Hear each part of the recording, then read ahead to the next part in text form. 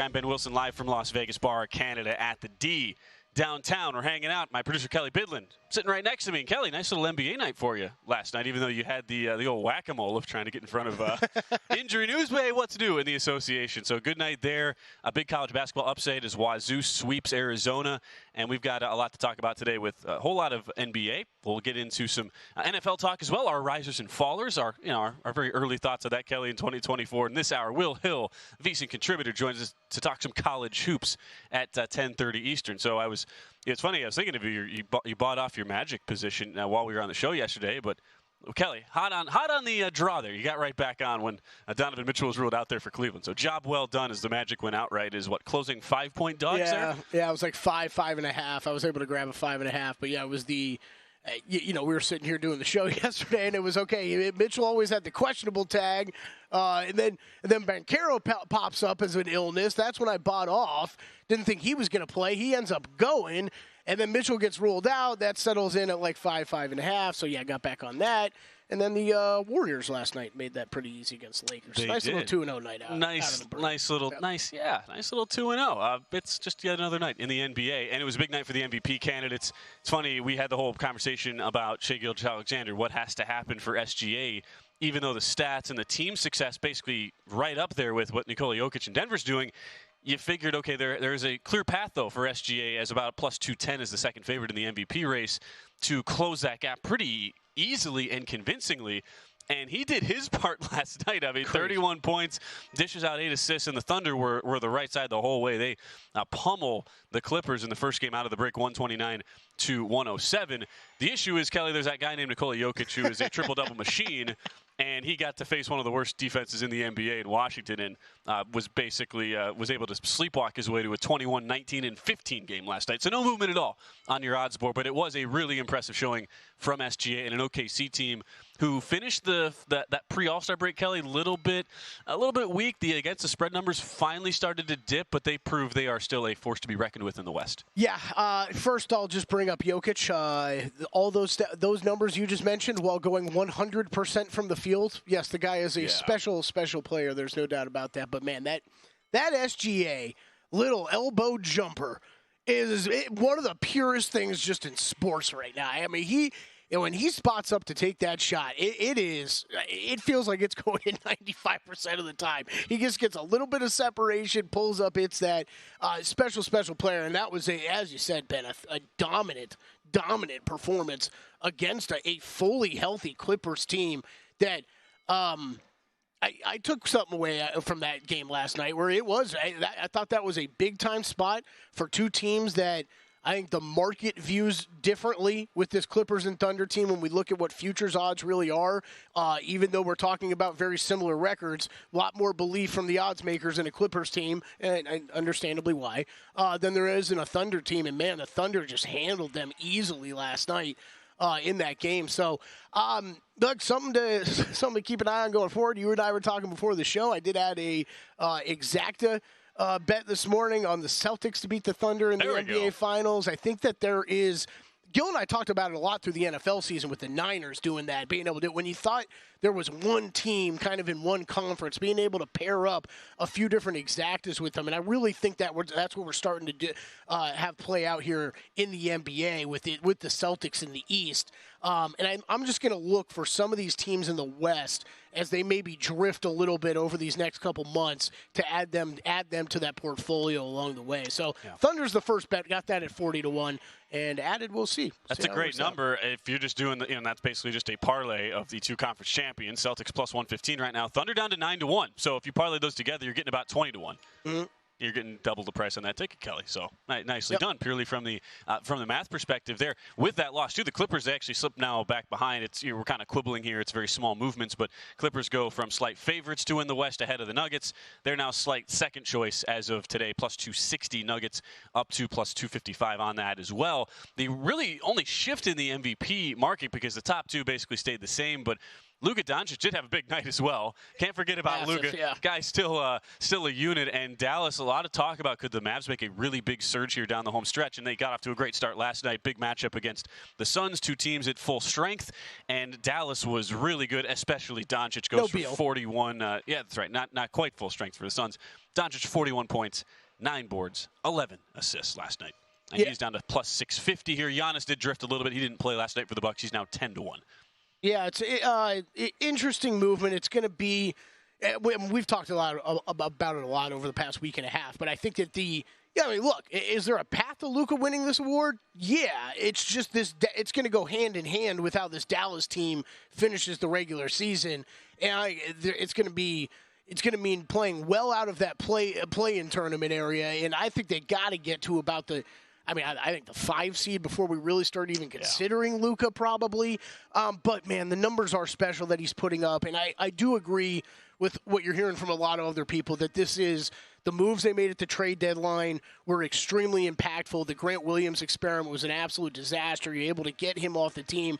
I don't know how much you watched, if anything, of that game last night, Ben, but like Daniel Gafford was just it was so apparent the impact he was having on that team and on that game last night. And they have this rotation of bigs that they're going to be able to utilize going forward. Derek Lively has been absolutely awesome, the rookie out of Duke. That team, it's one to look out for. This West, man, it is just crowded right now. It is crowded. And I understand why people are falling in love with Luka MVP. He's putting up these monster games, but I do think it's still going to depend on that team success that they're going to have to find here towards the end of the regular season. It's such a fascinating rotation, too, because you watch some Mavs games and you're just like, wait, this is a team that could be a contender? But then they, and you're like, I've always been I've always liked Maxi Kleber, but it's like, man, this guy's playing a whole lot of minutes for a team that is viewed as a contender. And then you have some nights like last night where, as you say, Kelly, it all comes together. You have the role guys who are stepping up and finding ways to contribute. And all of a sudden, it feels really balanced, even though on the surface you go, okay, it's Doncic, it's Irving, who else? Yeah. And that's what makes them kind of this wild card, right? Yeah, it really does. Tim Hardaway, right, he's up there in the Sixth Man of the Year race right now. But you're right. When it comes to pure scoring, you're relying on a lot on those 3 guys. That is for sure. Going to be interesting to see how this Western Conference shakes out because there are some good teams, and I think a couple teams that just take, if they can take that next step. And I think that is Dallas, that's Phoenix, right? Like if Phoenix can get a little defense put together, stay healthy, like that team's as scary as anybody. And when you're just talking about Luka Doncic with the best team he's probably ever had around him. Like, that's a scary thought, I think, for anybody that's going to possibly face them in the West. A lot of movement still to come on the Western Conference odds. We will dive into our division odds in our next segment because there are some very tasty numbers that are still out there with 25 or so games left in the regular season. We'll talk about that next before Will Hill joins us to talk some college hoops coming up at 10:30 a.m. Eastern Time. News of the day, and we will have some NFL talk later on. Kelly talking about our risers and fallers, at least our very first iteration of this for the 2024 season. First news of the contract restructuring element here comes out of Seattle, where the Seahawks, who are projected to be over the cap just barely. It's not a huge deal, but there is a lot of reshuffling here. You have a new head coach, new OC, a lot of change there in Seattle, but at least for now, the quarterback will stay the same in Geno Smith, who converts his roster bonus of almost $10 million into a signing bonus to help create about $5 million in salary cap space in 2024. That from ESPN's Field Yates coming out yesterday. So his cap hit drops about $5 million this year, although in 2025 it will escalate on the cap hit. At least for now, though, this makes sense. Kelly, there's a lot of decisions Seattle has to make. Some high-priced guys here, including a Jamal Adams type they have to make a decision on, some other players at the back end. And it creates an interesting setup now because you go, what Geno Smith are you getting in 2024 after he wildly overachieved based on expectations in 2022? Definitely took a step back, though, was more like a bottom half of the league quarterback in 23. And the Seahawks, with this move now, are committed to him, but it's also an interesting team going forward. Yeah, I think from a Geno perspective, a no-brainer, right? Like, it gives you an opportunity to stick around with a team, at least for another year. Of where you're going to be the starting quarterback and you have all those weapons around you on the offensive side. I think a no-brainer by him because I don't know how many other starting jobs he'd truly be considered for at this point. And who knows? Who knows if he makes it through the whole season there in Seattle with that starting gig next year. But it's a tough team, man. We often talk about it, but those quarterbacks, either you got to Hall of Famer, or the guy on the rookie deal and kind of everybody else in between. It's hard to figure out, and that's kind of where Seattle's stuck at right now. And it's just the thing, too, where you have an aging Tyler Lockett. I mean, he's owed a lot of money. Jamal Adams can't stay on the field. 24 games missed last 2 seasons. He's owed a lot of money.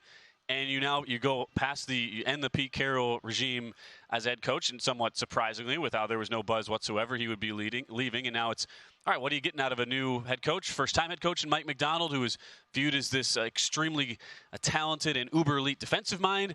You go new OC, and it's like all the question marks, Kelly. I imagine that did not end up on the list for either of us as far as risers or fallers, just because there's so many unknowns for Seattle. I mean, they are a total wild card. You could tell me pretty much any outcome would happen in 2024, and I'd say, yeah, that's plausible. I think it's going to depend on what happens this offseason. If we see a lot of those guys leave, then I think I'm with you on that statement. Otherwise, if we see some of those guys return, I don't really know how likely Jamal Adams is. That seems like too much of a salary cap issue to get rid of him. But, yeah, let's say Lockett returns. You get that same kind of core wide receivers coming back. I mean, 7 through 10 wins feels like the spot they'll always be in kind of with that core. It's just, are they really ever going to be that much better than that? I don't really know. Yeah, on the surface, you go, okay, new OC and Ryan Grubb, who's a super aggressive, pass-happy offensive attack. And you're going, all right, you have DK Metcalf, you have Jackson Smith and Jigba. Tyler Lockett might have another couple years left in the tank. That could be really, really good. Then you look at the offensive line that was among the league's worst last year, and you're going, well, how can you have that attack if you can't keep Geno Smith upright? And that was a big source of his regression in 2023. That's the first part of our NFL conversation today. We'll discuss a little bit later in the hour our risers and fallers for 2024. But up next, some interesting numbers that are attackable in the NBA division markets. 3 different divisions we'll look at, still very much up for grabs in the NBA season as we're just getting started. Friday edition of A Numbers Game.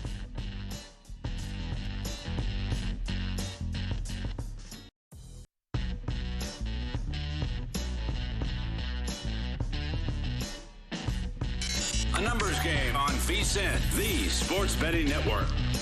Hey, if you haven't already, check out VSiN.com. Brand new site with a fresh look, enhanced navigation, mobile-first focused, improved functionality, and expanded educational content. Right now, articles from both our 2 of our 3 NBA writers, Zach Cohen, Jonathan Von Tobel, and Kelly Bidlin. I say 2 of the writers because you've been busy on air, Kelly. So we've got Zico on the Eastern Conference evaluations at the All-Star break, JVT talking Western Conference evaluations, and you right now are talking divisional odds.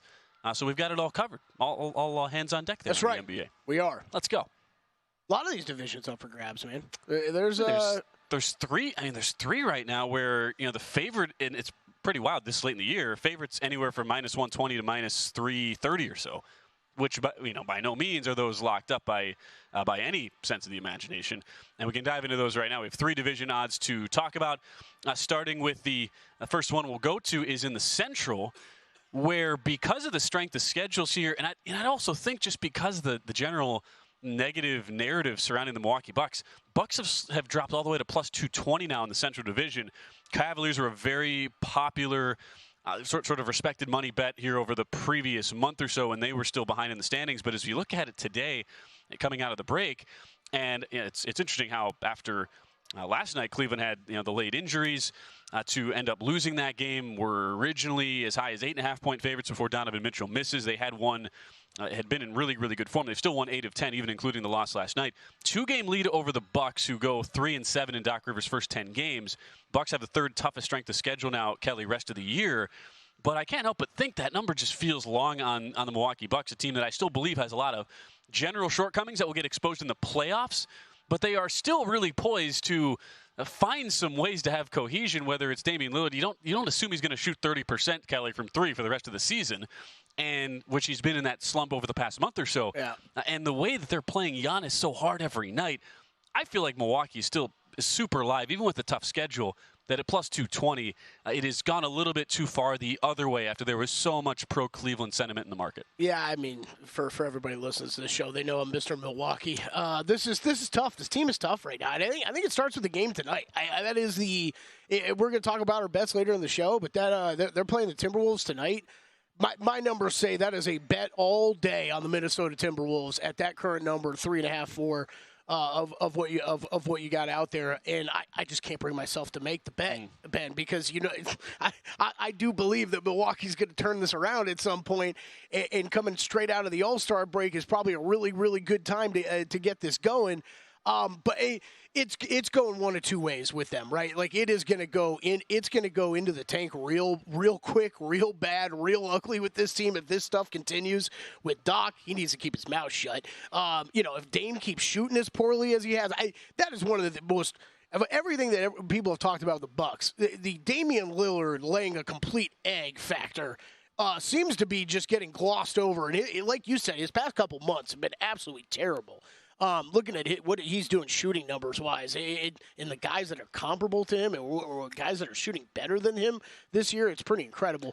I think with this, though, you do have, for this Central Division race, like I'm with you, where I would probably be leaning towards the Bucks at this number. You're basically at a market high with the Cavaliers right now, right? That was part of the reason why I bet against them last night. Just the spreads that you're going to be seeing with the Cavs right now, I think we've gotten to the point where they're probably a little bit too high for what this team actually is and what numbers they're laying and stuff. They've played incredible basketball these past couple months. There's I'm not trying to take anything away from them. I think they just kind of hit the ceiling of where they're at playing-wise, whereas the Bucks, well, I don't think we've seen that yet. I don't even think we've seen nearly the best version of this team yet. So it's a gamble. I mean, you've got this small runway left. The Cavs do have the tiebreaker over the Bucks if that does need to come into play. But yeah, if I had to bet it one way, it would be the Milwaukee Bucks, that's for sure. Do you dare wait here with Cleveland, the 4-point favorites tonight against the Embiid-less 76ers? It is the second half of a back-to-back, but you expect to get some pieces back for Cleveland tonight. And then Milwaukee does have a really tough first assignment out of the break, 4-point dogs at Minnesota. If you wanted to really play it that way, Kelly, and you kind of gamble a little bit, you could even get a plus 250 if Bucks dropped to 3 games back after tonight, maybe even longer. It's a good point because as much as I still think this team is live, like for me to start betting on it, I'm gonna have to see it a little bit here first. I think I would rather bet. This might be a bet I end up adding at some point, but it's probably going to be at a worse number when I actually see Milwaukee starting to put some of this stuff together finally, on both sides of the ball. Will the Doc Rivers experiment, will it finally come to fruition, at least in a positive way for Milwaukee after that 3-7 start? Other division of the 3 here that is really fascinating to me, Kelly, we have basically a coin flip toss-up right now going on with the Magic and the Heat at the moment. We have Miami at -120, Magic -105 right now as we sit. What's fascinating about this is these are 2 teams with the 3 easiest strength of schedules rest of the year. And it's funny, we both gave out in-season win totals yesterday. I gave out Miami over 45.5 in season. Kelly, you gave over Magic 45.5. That's right. So this feels like a number that's very, very accurate right now. We both like where each of these teams are at, and considering the schedules they get to face, and it was a huge boon too for the Magic getting that upset win last night over Cleveland. At one point again was as high as 8.5-point dogs in that game. So for me, this feels really fair on a number. The actual standings right now as we sit, the Heat at the moment here are technically behind a half game after that Magic win last night. So it feels fair to me any angle you look at on that division side. Yeah, this is the one I'd be closest to betting, and I'm going to actually be shopping around this afternoon. It would be on the Orlando Magic side. That is it's a bet I regret I didn't make at the start of the season. And I thought Atlanta was going to be way more live in this division than they ended up being. It's a bet I regret not making at the beginning of the season. I think at this price point, it's probably a bet. Shop around. Like I was looking even this morning. There are I saw a plus 120 out there on Orlando. I think that's probably a bet. They're a half game up on the Heat. They have the easiest schedule remaining. You're talking about 2 teams that, Orlando, they hit a bit of a skid when they had some injuries. Franz Wagner out of the lineup. He's back in. They're playing much better ball recently. And this Miami Heat team just continues to struggle throughout the course of the regular season. And could that change when they get to the playoffs again? Well, we saw it a year ago that it absolutely did. So wouldn't be shocked. But how the rest of this regular season plays out, you're going to have both of those teams fighting to try to avoid the play-in tournament. Should be really competitive. But I think if you're giving me the Magic, and you can get plus money out there. If I can get plus money on the Magic, yeah, I think I'm going to end up being a small bet for me here. And it's funny, too, what the odds tell you. I mean, these are two teams that are 7th and 8th right now in the East, would both be in the play-in tournament, yet Philadelphia with the Embiid injury, they're minus 285 to participate in the play-in tournament. Yeah. So the view is Philadelphia who's only got a couple-game cushion right now on both those teams, is very, very likely to slip down there. And then it becomes, you're kind of quibbling with numbers here, Kelly. Do you rather play, if you like the Magic, do you go Heat plus 155 to participate in the play-in tournament? Or do you take that minus 105 if you can find like an even money plus 105 number on the Magic? Is the 50 cents worth it to you? For context here, Indiana's minus 110 to be in the play-in tournament. They're just ahead of the Heat right now in the standings, and that's kind of viewed to be the coin toss team who's had a whole lot of variance this year with the way they play. Yeah, I think that it all depends on the number. It's a good point. You could easily play both of those. I'm not too worried about the Miami Heat, like slipping out of the play-in tournament. Right. But there is a possibility of that stuff going on still. So, I think that is. I think I'd probably, if you were just that confident in the Magic like I am, heads up against the Heat, you look at it a lot like golf betting. I'd rather just play the heads up matchup with basically you're taking out some other variables. Yes, yeah, exactly. Absolutely. One other division to get into, and what a performance it was for the Dallas Mavericks last night, who, as we update the standings here coming into today now, with that win, Mavs, a game back in New Orleans. Mavs have won 7 straight. Pelicans winning 4 going into the break. And Dallas plus 150 right now down the stretch. You look at the remaining strength of schedules. Dallas with one of the 10 easiest schedules for the rest of the way. Pelicans, one of the 10 toughest. They are 10th officially on that strength of schedule. And it kind of goes into, A, how much do you believe in this this Mavericks cohesion continuing? And B, how much do you really value that strength of schedule as well? It certainly gives an edge there to Dallas down the home stretch. Yeah, this one would be a stay away from me just because I don't really know how much I trust either the Pelicans or the Mavericks. Also, I'm a big Zion guy. I like this Pelicans team. When they are clicking, I think they are a very, very dangerous team. We've just seen so much inconsistency with both of these teams throughout the course of the season. I know there's a lot. There's a couple sharp guys I respect that have been betting this Mavericks division price, right around here. And over the past couple weeks, they've been betting it ever since the trade deadline.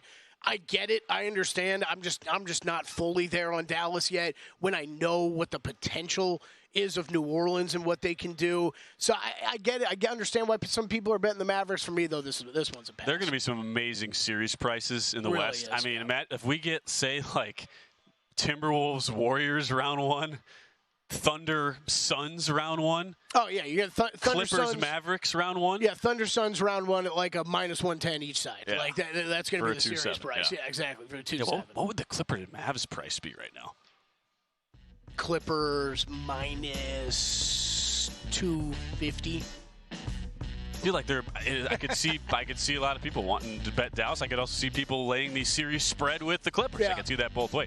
Nuggets Pelicans would be your 4-5 if the season ended today, but we figured all that is subject to change over the final couple months here of this regular season. We've got Will Hill coming up next, VSiN analyst, who's got a potpourri of selections for us across a multitude of sports.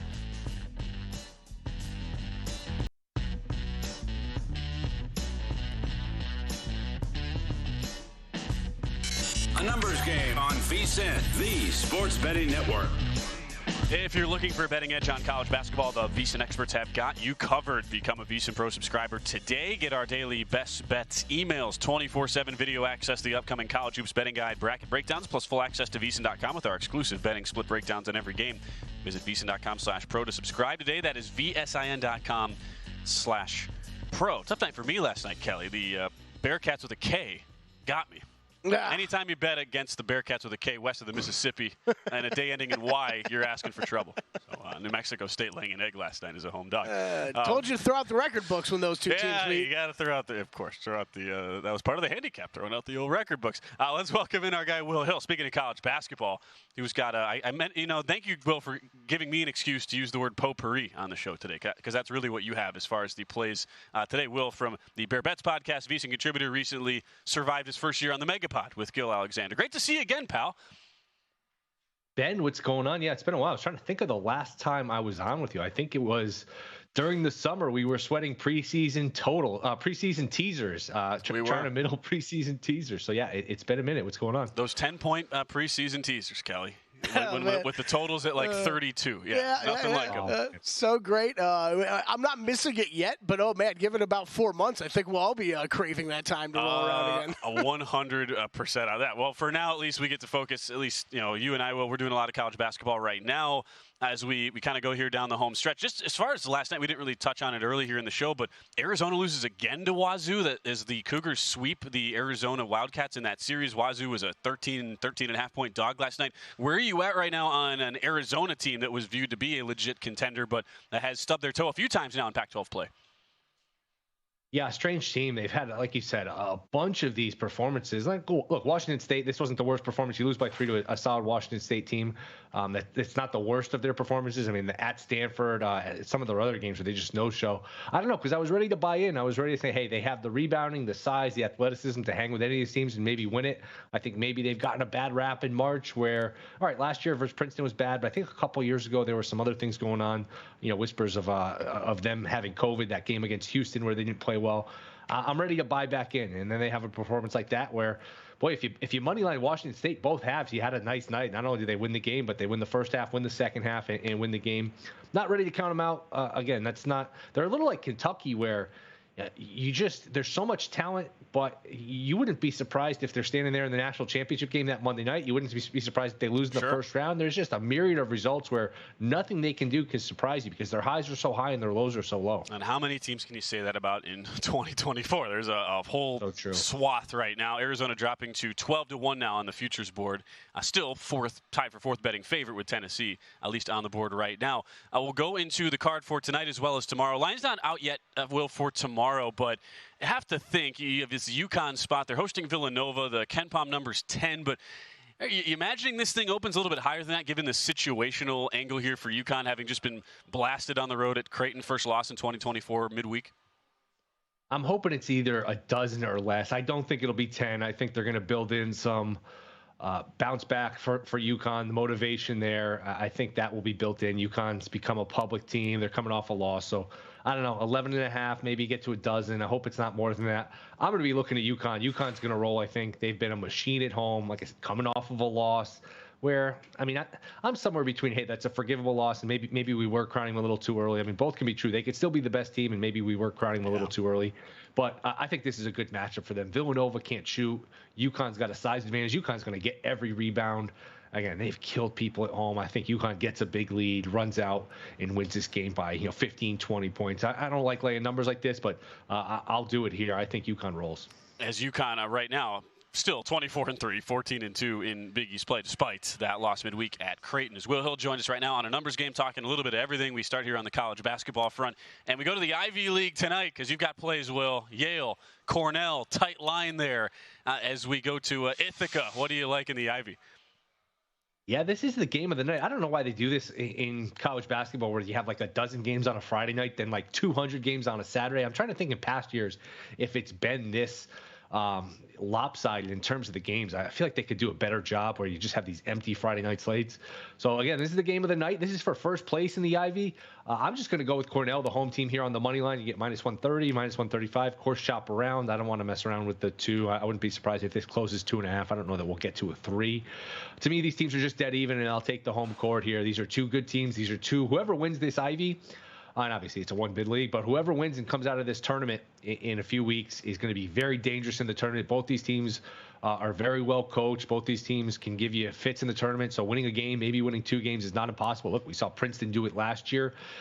Being the 1 seed, not a huge advantage in the Ivy because it's a 4-team tournament. You're not playing for home court. You're not playing for buys. It's 1 versus 4, 2 versus 3. You do avoid Princeton in the first round if you're the 1 seed, and Princeton's a good team. There's a little bit of a drop off there. I think Harvard's in 4th place, so there is an advantage to being 1. It's not, it's not the end of the world if you finish 2 because again, these teams are probably going to meet in the title game regardless. But I think Cornell at home gets it done. I just think these are even teams. The bigger the game, the more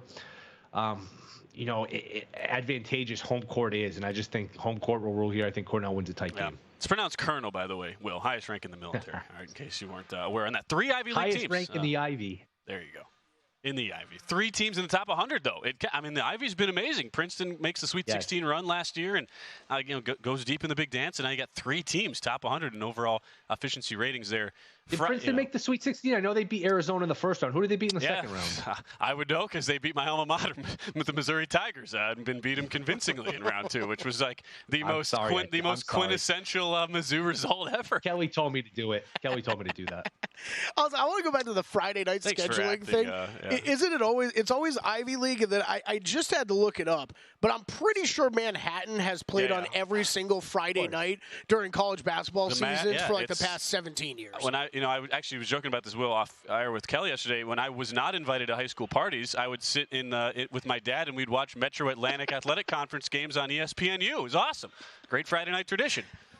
Didn't get any trouble. You get a little older, that's a nice little date night. You sit around, have a nice meal, and you watch the Jaspers go at it. Tonight we get Fairfield and Quinnipiac, which is a great one. Quinnipiac favored by 3 there. Well, let's transition a little bit. We've got baseball now. Spring training games started yesterday. We've got a first full weekend here of spring training action on the card here, and you are looking at the New York Mets as we have win totals now out. Those numbers have started to move here with all the different moving parts with the offseason acquisitions. Where do you stand here on the Metropolitans heading into 2024?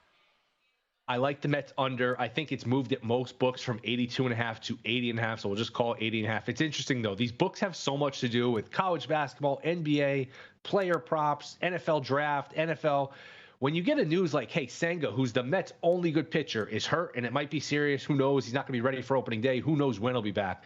The books are not always quick to move. That's worth a few wins, especially when you use your only good pitcher. So keep that in mind when you see this news. Sometimes it's actionable. Sometimes the books are slow to the punch. So it's so important to just be nimble with this stuff and react accordingly. Again, a lot of people don't want to tie up their money. We're sitting here in the middle of February. Even if you win, it's not going to get paid out until October. But I like the under here. I like their everyday team with Nimmo, Alonso, Lindor. Alvarez is going to be a big-time player. They just have no pitching, and that's a bad division to have no pitching in. I mean, the Joey Lucchese's of the world, Adrian Hauser, maybe get something out of Severino. Good luck with that. Tyler McGill. I mean, there's Quintana. That's not good pitching, and you have 28 games against the Braves and the Phillies. Even the Marlins made the playoffs last year. That's not a bad team. Even a team like Washington gave the Mets fits last year. They're kind of building in the right direction, probably a year or two away from competing for a playoff spot. But with all the pieces they got for Soto and for Scherzer, high draft picks, Washington is going to be improving, I think, at some point. So I just think it's a long year for the Mets. I just don't think they have enough pitching. And Quintana, the only pitcher in that as of now projected opening day rotation with a sub-4 ERA from last year. That kind of paints the picture of where the Mets are at. Speaking of other big market teams here, Will, in another sport, we'll get one more in here for you. Lakers, 8th toughest schedule rest of the season. They lose last night with no LeBron at Golden State. What are you and how are you attacking these Lakers in-season betting markets? Yeah, we're up to minus 165 at DraftKings to miss the playoffs. Good. Give DraftKings credit because it's a two-way market. Some of these other books, you look around, it's just a one-way market. You can only bet yes playoffs. I think they're going to miss. I mean, they're headed for a 10 seed. They're in the 9 now. They're only a half game against Golden State, but the Lakers' schedule is so much tougher than the Warriors. Warriors have an easy schedule. Lakers have one of the tougher schedules. And look, you've had perfect health pretty much from LeBron and Davis, and you're still only a couple games over 500. I think the play-in sort of gets lumped together like it's one big thing. There's a big difference between 7, 8, 9, 10. Lakers are looking at a 10 seed. And if you're a 10 seed, that means a road game at Golden State. And if you win that, a road game at probably like Phoenix, something like that. That's a 2-team parlay that's going to be really tough for them to hit. Who knows if LeBron and Davis are even healthy by then. I think minus 165 is a good deal here, a good price. Lakers minus 165 to miss the playoffs. And I see Kelly nodding his head in approval of that bet. So I mean, it's not a bet I'm running to make, but it makes a lot of sense. I understand why some people feel that way. And the biggest thing against the Lakers is exactly what Will said. They've been healthy. The 2 stars have been healthy basically the entirety of the season, and this is not any better than what we were looking at here. Absolutely. At Not the Will Hill, where you can find Will Hill's outstanding work. When am I getting that pod invite, Will? I hear your new podcast is rising up the charts. Yes, I got to keep you in mind. I got to have you on. I had Iron Eagle on today, but Ben Wilson coming soon. Iron Eagle. It's a bit of there's like a slight drop off in that potential guest quality. Well, thanks as always, man. Great to see you. All right, see you guys. Thanks for having me. We will talk our NFL risers and fallers. Early thoughts on 2024 when we come back.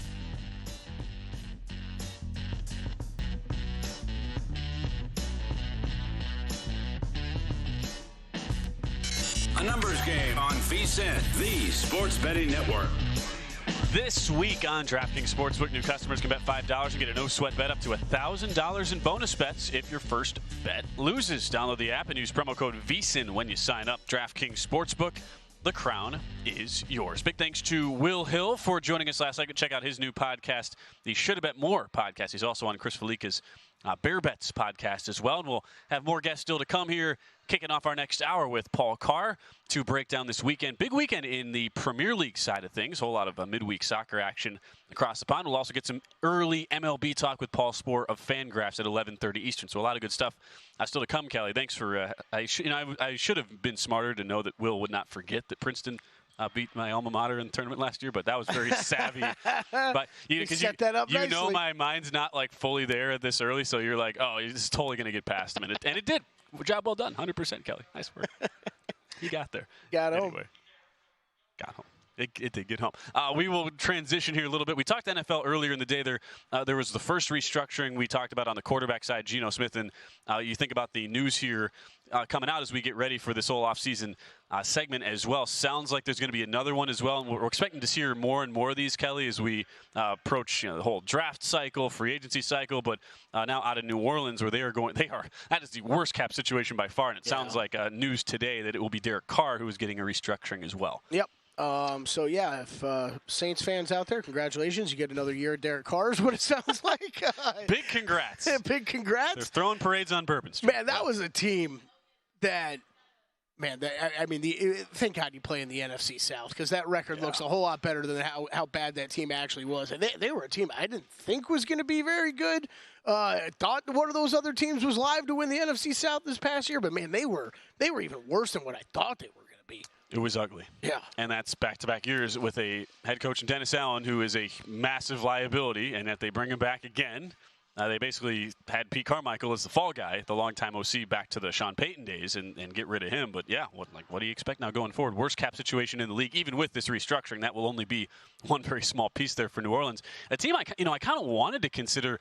We're doing our risers and fallers right now, Kelly. I just couldn't get there with the cap situation, with Allen being back for another year, with Carr's deal and the fact that he is locked in as quarterback there for the Saints. So I ultimately stayed away there from the New Orleans Saints. I just couldn't get there as much as, defensively that's a team that should be good, but I have a lot of question marks there. So I don't know how you attack this just from a general perspective. And I should say we reserve the right to change our minds on this approximately 289 times between now and week 1, 2024. I changed my mind after I saw one of the ones you submitted. Oh, really? Yeah. You swayed me on one.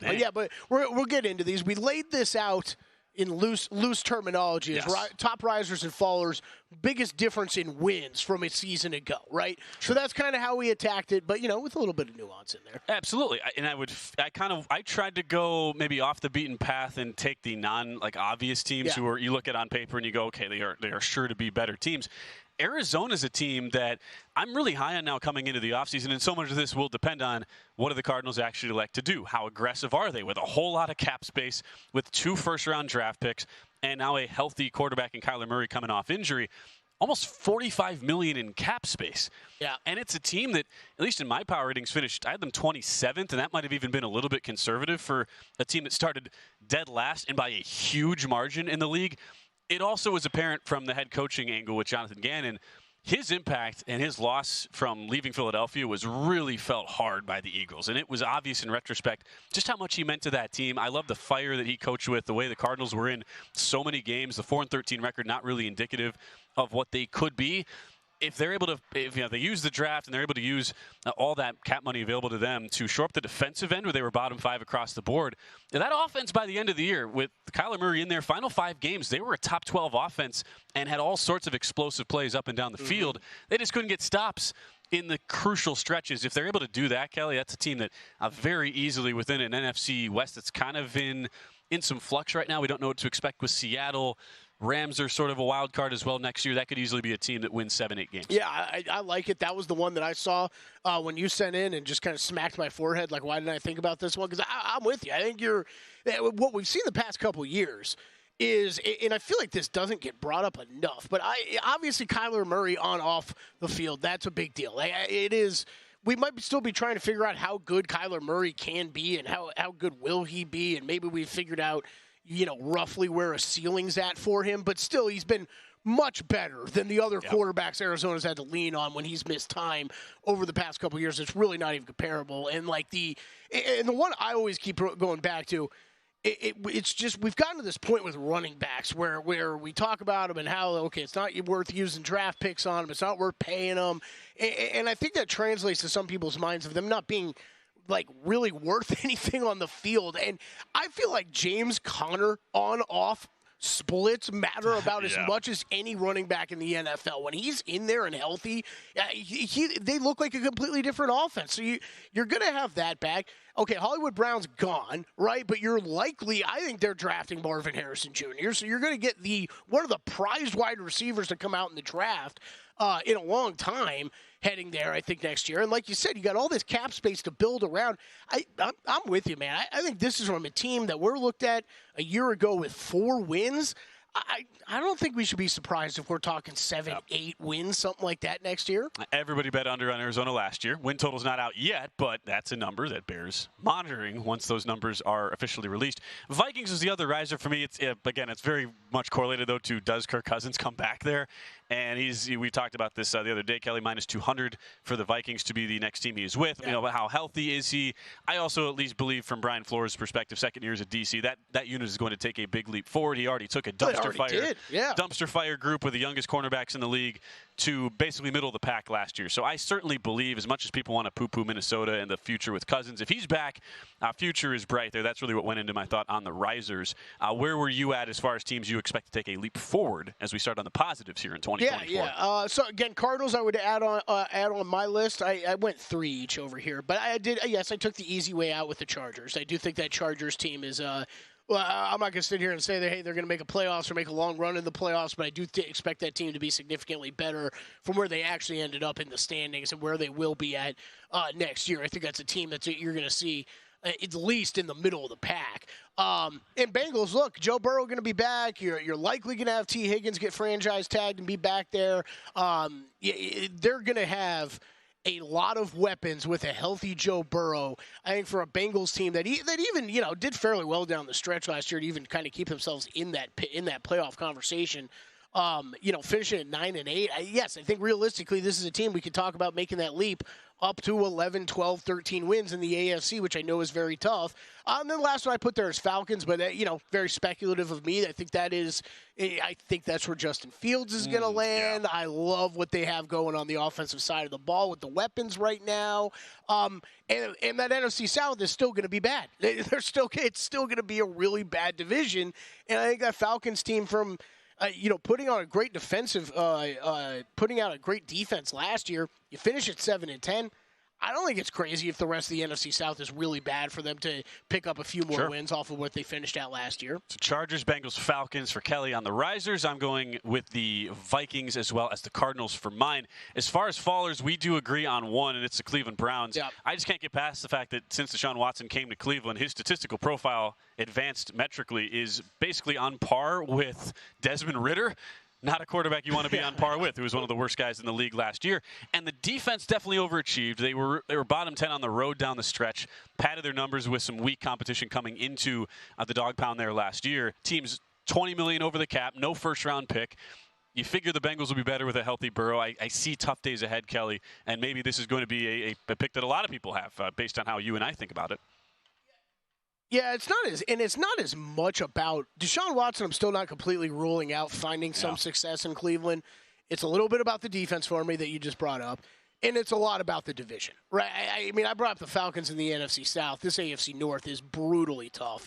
And if I think Cincinnati's really going to take a big step forward next year, I really don't think Baltimore is going away. So you're talking about 2 extremely tough teams in that division already. I also had the Dolphins as a faller, and it's simple. You lose one of the best DCs in the league in Vic Fangio. Let him go to Philadelphia. Guy who turned a bottom 8 defense into a legit top 15 unit last year, and a team that was kind of a paper tiger in general, finished 1-6 against above 500 teams. That's just a classic, regression to the mean type candidate for me, Kelly. Feels very much like we're talking about the Dolphins next year as like, okay, Mike McDaniel is the genius we thought he is, and this is one of the best teams in the AFC, and that's where they're going to remain. or they regress like all around from last year and fall back to the kind of middle of the pack. Yeah, real quick, just mine that I did have down there. Browns, we shared. Steelers, everybody me with the Steelers. I just don't think they're well for another year. Back at it, back at it, Ben. I don't think it's happening again. And then the Bucks. Bucks, they were a team I was a little bit higher on going into the season last year. I think that's going to be a tough one for them to repeat what they did a year ago. And some of those pieces that were been hanging around from the Super Bowl wins going to start to disappear. This team's going to change and look a little bit different. It is a team. You were one of the only people I knew who were on the Bucks preseason last year, but now you're flipping. And again, we will reserve the right to change our opinions on these as well. That does it for hour one of a numbers game here on VSiN. Up next on the DraftKings Network, it's the Dan Le Batard Show on VSiN. Paul Carr joins us to talk Premier League next.